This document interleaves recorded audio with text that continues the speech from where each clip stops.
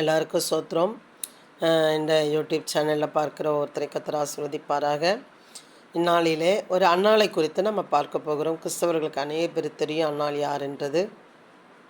இன்றைக்கி அன்னாளை போல மனம் கசந்து கிளேசப்பட்டு நான் என்னால் பெற்றுக்கொள்ளவே முடியலையே அப்படின்னு சொல்லி நீங்கள் யாராவது ஃபீல் பண்ணுவீர்களானால், அன்னாளுக்கு கொடுத்த அத்தனை சமாதான சந்தோஷத்தையும் இந்நாளிலே இந்த 1ஆம் தேதியிலே உங்களுக்கு தருவாராக. ஆமீன். அவர் நீங்கள் நினைக்கலாம் இந்த வருஷம் ஃபுல்லாக அப்படி இல்லை. வேதம் சொல்லுகிறது, தாயின் கருவிலே உருவாக முன்னே என் கண்கள் கண்டது அப்படின்னு சொல்லி. பிரியமானவர்களை, இந்த வசனத்தை காண்கிற உங்களை உங்கள் தாய் கருவில் இருக்கும் பொழுது அவர் உங்களை கண்டார். ஆமீன். எத்தனை பேர் ஆமீன் சொல்கிறீங்க? அப்படியாக நீங்கள் இந்நாளிலே எதிலெல்லாம் குறைப்பட்டிருக்கிறீர்களோ அவர்களுக்கு இந்த வசனத்தை சமர்ப்பிக்கிறேன். ஆமீன். அப்படியே கர்த்தர் அன்னாளை கடாட்சித்தார். அவள் கர்ப்பந்தரித்து 3 குமாரரையும் 2 குமாரத்திகளையும் பெற்றாள். சாமுவேல் என்னும் பிள்ளையாண்டான், கர்த்தருடைய சன்னதியில் வளர்ந்தான்.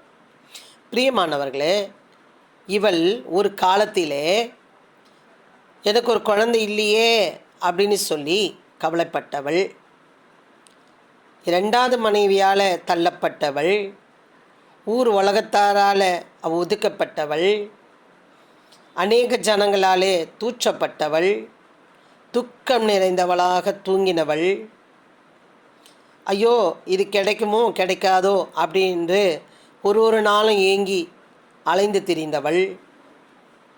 அவளுக்கு ஒரே ஒரு ஆதரவு யார் தெரியுங்களா? புருஷன். 2வது மனைவிக்கோ அநேக பிள்ளைகள் இருந்தது. அவள் இவளை துக்கப்படுத்தவும் இவளை தினம் கண்ணீர் சிந்தவும் வைத்தாள். பிரியமானவர்களே, அப்படி ஒரு வேளை நீங்கள் இருப்பீர்கள், ஆனால் உங்களுக்கு இந்த வசனம்தான். அவள் ஒரு காலத்தில் அழுதாள். ஆனால் இன்றைக்கு எத்தனையா? 3 குமாரரையும் 3 குமாரத்திகளையும் பெற்றாள். சாமுவேல் என்னும் பிள்ளையாண்டான் கர்த்தருடைய சன்னதியில் வளர்ந்தான். பிரியமானவர்களே, நாளிலே ஒரு பிள்ளையை அவள் கேட்டா, ஒன்று கேட்டா, எனக்கு ஒன்று கொடுங்க, நான் கொண்டு வந்து என்ன பண்ணிடுறேன், உன் சமூகத்தில் விட்டுறேன். யாராவது செய்வோமா? யாருக்குன்னா அவ்வளோ துணிச்சல் இருக்கா? சில பேர் முதல் சம்பளம் எனக்கு நல்ல வேலை கிடச்சிதுன்னா, நிறைய பேர் பேசுகிறாங்க, என் திறமை இருக்குது, ரொம்ப டேலண்ட் இருக்குது, எனக்கு அறிவு இருக்குது, நான் ஹைட்டு இருக்குது, நான் வெயிட்டு இருக்குது.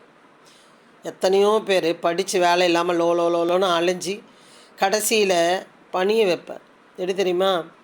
வேலையை கிடைக்கிறதே பெருசு. அவங்களுக்கு ஜபம் பண்ணி வேலை கிடச்ச உடனே 1 மாதம் சம்பளம் முழுசாக அப்படியே எடுத்து போயிட்டு என்ன பண்ணிடுவாங்க, காணிக்க கொடுப்பாங்க. நான் கேட்டிருக்கேன். அந்த மாதிரி, ஏன்னா அதோட கஷ்டம் அவங்களுக்கு தான் என்ன பண்ணோம் தெரியும், ஏறி இறங்கணும். அதை போல் இவள் பட்ட கஷ்டத்துக்கெல்லாம் ஒரு பிள்ளையை கேட்டுட்டு வந்துடுறா. பிரியமானவர்களை, ஏலி சொல்லுகிறார், நீ என்ன பண்ணுவ, அடுத்த டைம் வரும்போது ஒரு குமாரனை சுமந்து கொண்டு வருவாய். அந்த வார்த்தையை கர்த்தர் கேட்டு கனம் பண்ணினார் என்றது வசனம் இருக்கும்.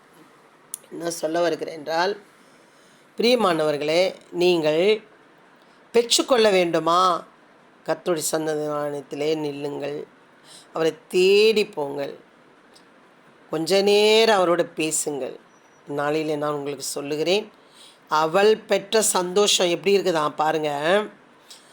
இந்த சாமுவேலை பெற்று எங்கே கொடுத்துட்டா? என்ன பிள்ளையாண்டான் கர்த்தருடைய சன்னதியில் வளர்ந்தான், அவ்வளோதான், ஒன்று கொடுத்துட்டா. ஆனால் அவளுக்கு என்ன கிடைக்கிது? 3 குமாரம் 3 குமாரத்திகளும் பெற்றா. ஆனால் 7 பெற்றுன்னு சொல்கிறா பாருங்கள். அவன் சொல்கிறா பெற்றுக்கொண்டதை. அப்பொழுது அன்னாள் ஜெபம் பண்ணி, என் இருதயம் கர்த்தருக்குள் களி கூர்கிறது, என் கொம்பு கர்த்தருக்குள் உயர்ந்திருக்கிறது, என் பகைஞனின் மேல் என் வாய் திறந்திருக்கிறது, உம்முடைய ரட்சிப்பினாலே சந்தோஷப்படுகிறேன். ரட்சிப்பு என்றால் நிறைய டைம் நான் சொல்லுவேன், ஒரு ஒரு ஒரு எப்படி சொல்கிறது, ஒரு வியாதியிலேருந்து விடுதலை, நம்ம வைத்த பொருளில் மீட்டெடுக்கும்போது அதுலேருந்து ஒரு விடுதலை, ஒரு அடிமைத்தனத்திலேருந்து விடுதலை, அதுதாங்க ரட்சிப்பு. எத்தனையோ சொல்லிக்கொண்டே போகலாம். என் கொம்பு கர்த்தருக்குள் உயர்ந்திருக்குது, என் பகைஞரின் மேல் என் வாய் திறந்திருக்கிறது. பார்த்தியா என் அளவை செல்ல, பார்த்தியா 7 பிள்ளையை கொடுத்தாருப்பார். என் வாய் திறந்திருக்கிறது. உம்முடைய ரட்சிப்பினாலே சந்தோஷப்படுகிறேன். அவரோட சந்தோஷனால விடுதலை, பாவத்திலேருந்து ரட்சிப்பு, சாபத்திலேருந்து ரட்சிப்பு, கட்டிலேருந்து ரட்சிப்பு, கர்ப்ப மலட்டு தன்மத்திலேருந்து ரட்சிப்பு அவரால் கொடுக்க முடியும் என்பதற்காக இதை பார்த்து கொண்டிருக்கிற அநேக புறஜாதிகளுக்கு நான் சொல்லுகிறேன், நீங்கள் எதையும் நினைக்க வேண்டாம். உங்களுக்காக அவர் சிந்தப்பட்ட கல்வாரி ரத்தம் இருக்கிறது. அங்கே போவீர்களானால் அதை நீங்கள் அந்த ரட்சிப்பை பெற்றுக்கொள்வீர்கள். உம்முடைய ரட்சிப்பினாலே சந்தோஷமாகிறேன் படுகிறேன். இந்த உலகத்துக்கு உண்டான ஆசீர்வாதத்தை குறித்து அவள் பேசுகிறாள். பிரியமானவர்கள், அது மேலானது வைத்திருக்கிறார். அப்போ அந்த ரட்சிப்பு வேண்டுமா? உங்களுக்கு எதில் குறைப்பட்டிருக்கிறீர்களோ அவரை தேடி போங்கள். அன்னாலை போல தேடி போங்கள், உங்கள் வாழ்க்கை ஆசீர்வதிக்கப்படும். கர்த்தரை போல பரிசுத்தம் உள்ளவர் இல்லை, மையில்லாமல் வேறொரும் இல்லை. எங்கள் தேவனைப் போல ஒரு கண்மலையும் இல்லையாம். பாருங்கள்,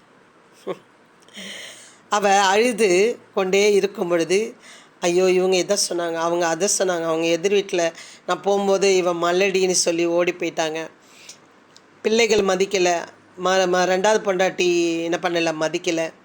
இப்படி அநேக கவலைப்பட்டு கொண்டு அவர்களை குறை சொல்லி கொண்டு இருந்த அவள் எப்படி கொண்டா பெற்றுக்கொண்டதுனால, கர்த்தரை போல் பரிசுத்தமுள்ளவர் இல்லை, உண்மையில்லாமல் வேறொரும் இல்லை, எங்கள் தேவனைப் போல ஒரு கண்மலையும் இல்லை. இனி மேட்டிமையான பேச்சை பேசாதிருங்கள், அகந்தையான பேச்சுகள் வாயிலிருந்து புறப்பட வேண்டாம். கர்த்தர் ஞானமுள்ளவர் தேவன், கர்த்தர் ஞானமுள்ள தேவன், அவர் செய்கைகளில் யதார்த்தம் அல்லவே, அவர் செய்கைகள் யதார்த்தம் அல்லவோ, யதார்த்தமாக அழகாக செய்வார். பலவான்கள் வில் முறிந்தது, தள்ளாடினவர்களோ பலத்தினால் இடைகட்டப்பட்டார்கள். பலவான்கள் வில் முறிந்தது, தள்ளாடினவர்களோ பலத்தினால் இடைக்கட்டப்பட்டார்கள். தள்ளாடி கொண்டிருக்கிறீங்களா? உங்கள் பலத்தை இடைக்கட்ட வல்லவராக இருக்கிறார். திருப்தியாய் இருந்தவர்கள் அப்பத்துக்கு கூலி வேலை செய்கிறார்கள்.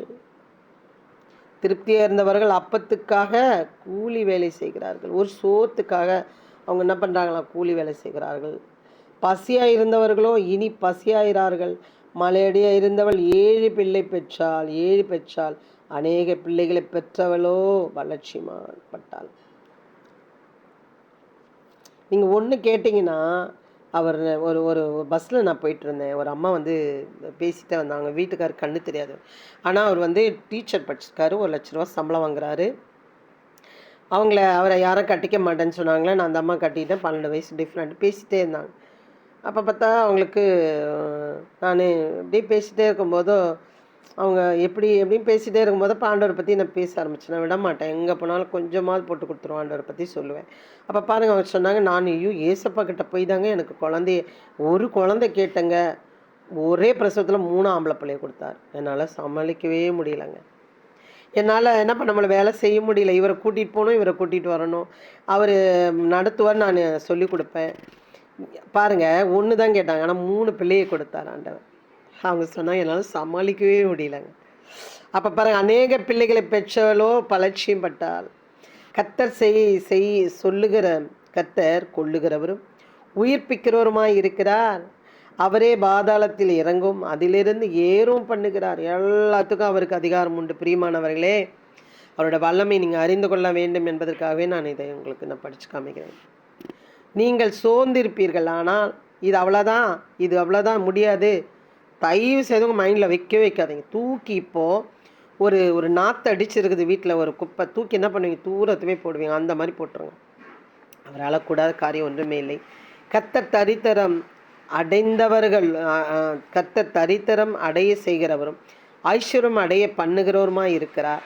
அவர் தாழ்த்துகிறவரும் உயர்த்துகிறவருமானவர். அவரால் ஐஸ்வர்யம் கொடுக்க முடியும். ஒரு சின்ன உங்கள் கையின் பிரயாசை வச்சு உயர்த்த முடியும். அவரால் பெரிய ஆளை கூட கீழே தள்ளி தாழ்த்த முடியும். அவர்கிட்ட மேட்டியுமே பேசக்கூடாது. தாய்கிட்ட போயிட்டு நம்ம ரொம்ப பேசணுமா, ஒரு 2 வார்த்தை 3 வார்த்தை அடிச்சிருவாங்க. அப்போ அவங்களுக்கே கோவம் வருதுன்னா படைத்தவரோட போயிட்டு நம்ம என்ன பண்ணுறது? எக்கத்தான் பேசக்கூடாது. பிரியமானவர்களை கவனமாக இருக்க வேண்டும். அவர் சிறியவனை பொழுதிலிருந்து எடுத்து எளியவனை குப்பையிலிருந்து உயர்த்துகிறார். அவர்களோட பிரபுக்களோடு உட்கார்வும் மகிமையிலுள்ள சிங்காசனத்தை சுதந்திரிக்க பண்ணுகிறார். பூமியின் அஸ்திபாரங்கள் கர்த்தருடையவைகள், அவரே அவைகளின் பூச்சக்கரத்தை வைத்தார். பிரியமானவர்களே, அவர் உயர்த்த முடியும். அவர் சிறியவனை எடுத்து புழுதிலிருந்து எடுத்து எளியவன்களை எடுத்து எளியவனை குப்பையிலேருந்து உயர்த்துகிறார். இது எவ்வளோ சாட்சிகள் இருக்குது. பிரியமானவர்களே, ஒருவரும் நீங்கள் கவலைப்படாதீர்கள். அவர் ஞானம் உள்ளவர், அவர் செய்கைகள் யதார்த்தம், அவர் கண்மலை. அவரை போல ஒரு கடவுள் உலகத்தில் இல்லை. பிரியமானவர்களே, நீங்கள் ஒருவேளை குறைவுகளை, எனக்கு பிள்ளை இல்லையே, ஐயோ இன்னும் எனக்கு திருமணமே ஆகலையே, இன்னும் எனக்கு வேலையே கிடைக்கலையே, என் வீடு பாதியிலே கிடக்கிறதே, என் வீடு இன்னும் கட்டப்படாமல் கிடக்கிறதே, ஐயோ நான் இதை எப்படி பாஸ் பண்ண போகிறேன் எனக்கு தெரியலையே, நான் எப்படி இந்த ஊழியத்தை செய்ய போகிறேன் எனக்கு தெரியலையே, பெசாத அவர் சமூகத்தில் உட்காந்துருங்க. பெசாத எங்கன்னா சர்ச்சில் போய் உட்காந்துருங்க. உங்கள் வாழ்க்கையை அண்ணால் ஒன்று தான் கேட்டால் அந்த ஒன்றையும் கொண்டு போய் சபையில் கொடுத்துட்டா, ஆனால் அவருக்கு 7 பிள்ளையே கொடுத்தாராம். பிரியமானவர்களே, அந்த தாய் சாட்சி போல் ஒன்று தான் கேட்டேன் சிஸ்டர், 3 ஒரே பிரசவத்தில் சமாளிக்கவே முடியல சிஸ்டர். வேதம் சொல்லுகிறது, இரட்டிப்பான நன்மையை தருவேன், அது இன்றைக்கே தருவேன்னு சொல்லி அந்த மகளுக்கு 3 பிள்ளைகளை கொடுத்தார். இவ்வளோ ஒரு பிள்ளையை பெற்று கர்த்தர் சமூகத்திலே கொடுத்தார். ஆனால் 7 பெற்றெடுக்கும்படி ஆண்டவர் கிருபை. பிரியமானவர்களே, இவர்களுக்கு செய்தவர் உங்களுக்கு செய்ய மாட்டாரா? இந்த ஒரு 1ஆம் தேதி மாத்திரம் இல்லை, இந்த ஒரு மாதம் மாத்திரம் இல்லை, இந்த வருடங்கள் மாத்திரமல்ல, நீங்கள் இருக்கும் வரை அவர் சமூகத்தை விடாதீர்கள். நீங்கள் பெற்றுக்கொள்வீர்கள், பெற்றுக்கொண்டே இருப்பீர்கள், பெற்று மற்றவர்கள் கொடுப்பீர்கள். ஆமென். கர்த்தர் உங்களை ஆசீர்வதிப்பாராக. ஆண்டவரே, இந்த நாளிலே கூட 11ஆவது மாதத்தை காண தந்த கிருபைக்காய் நன்றி.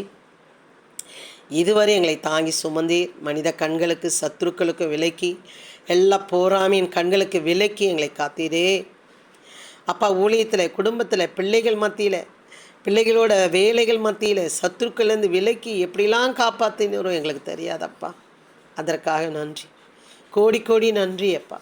இன்னும் சொல்ல வார்த்தைகள் இல்லைப்பா, அவ்வளோ இருக்கிறது சுவாமி. நீங்கள் செய்த நன்மைகளுக்கு தான் ஏராளம் ஏராளம் அப்பா. நான் பெற்ற இந்த வையகத்தில் அநேக நன்மைகளை கிறிஸ்துவின் நிமித்தம் இந்த ஜனங்கள் பார்க்குற ஒவ்வொருத்தரும் ஐயோ இது குறையலன்னு ஓடிட்டோம் அப்பா. அவன் சமூகத்தில் பெற்றுக்கொள்ளட்டும். சிஸ்டர் நான் பெற்றுக்கொண்டேன்னு சொல்லி அநேக சாட்சிகளை இந்த ஜீசஸ் சைட்டு காலில் நான் கேட்கும்படி அடையாள் கெஞ்சி செபிக்கிறேன் அப்பா. பொறுப்பெடுப்பீராக. மலட்டு கர்ப்பங்கள் திறக்கட்டும் அப்பா. வியாதிகள் சுகமாகட்டும், கட்டுண்டவர்கள் விடுதலையாகட்டும் ஆண்டவரே. ஆண்டவரே கட்டப்பட்ட எல்லாம் கட்டுகள் நுகங்கள் வெளியே ஆகட்டும் ஆண்டவரே. பெரிய காரியங்களை செய்யுங்க, பொறுப்பெடுப்பீராக. பலப்படுத்தும். பிரிந்த குடும்பங்களை இணையட்டும். தாய் பிள்ளைக்கு இருக்கிற சண்டைகள் ஆண்டவரே ஒளிந்து வாகட்டும் அப்பா. எல்லாம் கார ஆவிகள் வெளியே துரத்துக்கிறோமாப்பா. பொறுப்படுத்திக்கொள்ள வழி நடத்துங்க ராஜா. இயேசு கிறிஸ்து நாமத்தினால நாங்கள் செபிக்கிறோம் நல்ல பிதாவே. ஆமேன்.